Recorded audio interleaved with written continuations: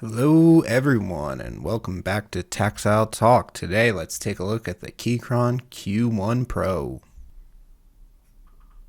So I know that there are probably a lot of Keychron fans out there, and this is their newest addition to the lineup. The Q1 Pro separates itself from the Q1 by adding Bluetooth wireless capabilities to it.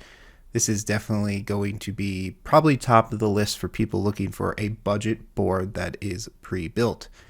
Opening up the box to get things that you would normally expect from a Keychron package, you're going to have your quick start guide, and then underneath everything, you're going to finally get to your keyboard with all the additional documentation that comes along with it. We're just going to go ahead and put that to the side, aka into the trash, because who uses instructions these days?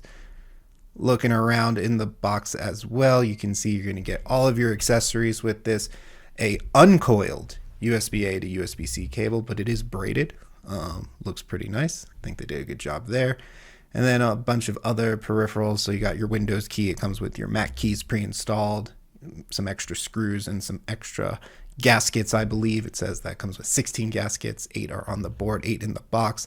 And then all of your little tools that you may need: a switch puller, a keycap puller, screwdriver, and Allen wrench. And we know how much I love pre-included tools, because I never seem to have the right tools to open up any keyboard I look to purchase.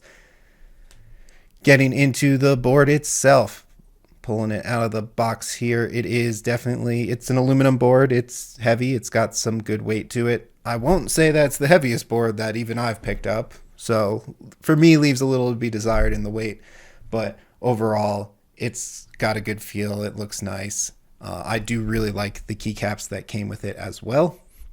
They are a KSA profile, so they're a little higher. So for people who are used to a cherry profile, this is going to be different.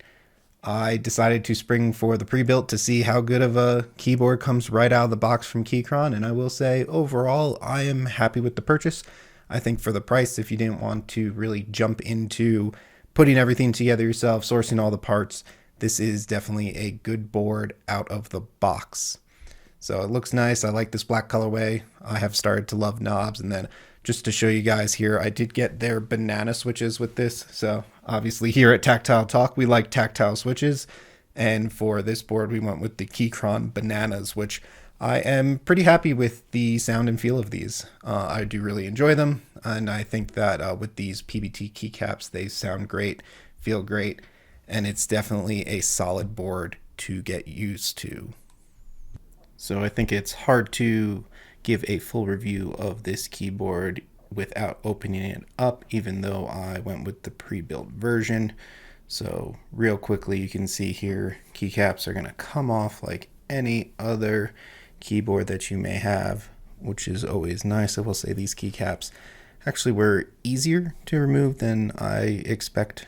I have had some trouble with others in the past, but there is a positive here that these keycaps were pretty easy. Again, if you are looking intently at the keycaps, remember that these are the KSA profile, which you can check out on Keychron's website. It basically has a little bit of a higher profile and almost like dips in the center. So I haven't hated typing with them, but I would not necessarily say that this is my favorite profile of keycap.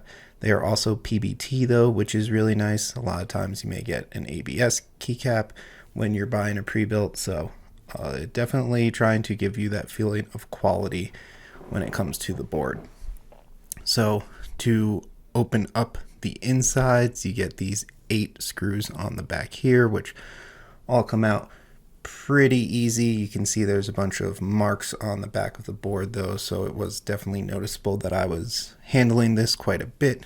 And then popping this open, you actually get a couple of additional wires that I personally was not super familiar with, but everything does come off easy. You can see that extra antenna, which is that long skinny one in the center, and then an additional cable to the upper right that you have to disconnect if you're trying to get into everything. So taking a look at the bottom of the keyboard, you do get some case foam in there, which is what I'm peeling out now, and you get this extra, I'll say that it does some dampening. I think mostly that's to protect the battery, which is what I'm doing to show over here that the battery is held under that piece. It does come out. I think it had one little sticky spot on it, so not a big deal there, but probably something that I will look to keep in the keyboard for perpetuity, just to make sure that the battery doesn't interact with any foam or anything that's going on. Since this keyboard has wireless functionality, it is not surprising to see a battery in there. And then showing you an up close of the case foam, pretty thin, but no big deal. It seems to do its job. So now that we've taken a look at what is in the bottom of the board, we're going to go ahead and take a look at all the things that are stacked onto the PCB. So obviously the first thing was making sure that the switches are easy to remove, which they are. Probably no surprises there for anyone who has done this before, but always good that everything pops out pretty easy. Really what I was looking for here was check out the PCB and also see how much lubing was done on the stabilizers, since everything was factory lubed, switches and stabilizers. So there you go, taking a look at the back of the PCB. Now we can undo all of the screws that are holding the polycarbonate plate on front there. You can see in this image as well, the gaskets on this are foam, so the board does have a ton of flex to it once it's all put together. I know that personal preference there, some people like it, some people don't. I'd say this one is very, very flexy when it comes to putting pressure on the board. Like, I notice it a ton in just normal everyday typing, but it's not the end of the world. It still feels really, really good, so no issues there. So here we have the PCB with just the stabilizer sticking out there, and frankly you can see how much lube they have on those stabilizers sticking out. And then this is the plate that you get, which I'm trying to focus in on there. So there is a piece of foam behind it, which is a pretty nice piece of foam. Doesn't feel super flexy or anything, but reasonable piece of foam on the plate there. And then trying to get you a little bit of a close-up here. Again, you can see just how caked with lube those stabilizers are. And finally, here's what the flex of the board looks like when it's all together. And let's do a sound test.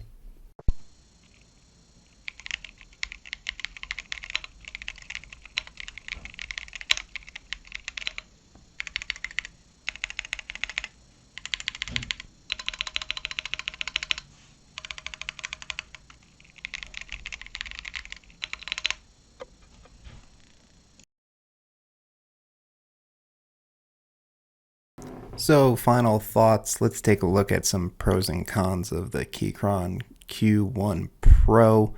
I think there's a lot that this keyboard offers, and the first is that it is a reasonable price. $200 is actually considered budget in the mechanical keyboard world, so reasonable on the price. It's in stock. We all know how frustrating it can be in the keyboard world to get things that are in stock, so this one stands out as something that you can actually get your hands on, which is really nice. The two options to buy it as a DIY kit or a pre-built are really nice for you if you're not sure how deep you want to go.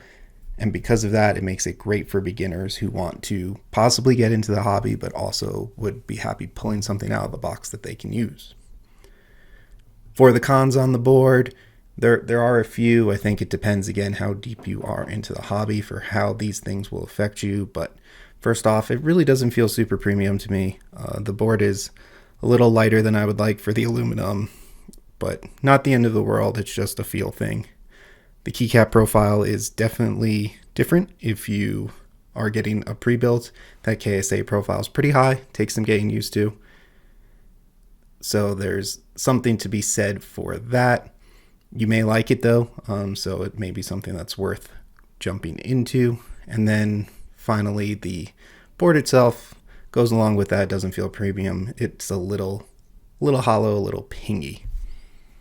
And as usual, if you like what I'm doing, please subscribe to the channel. Again, these are not sponsored reviews. This is me buying a bunch of stuff with my own cash and trying to give you guys the best opinion that I can. So if you like it, please hit that subscribe button. It really means the world to me. And I'll see you all in the next one.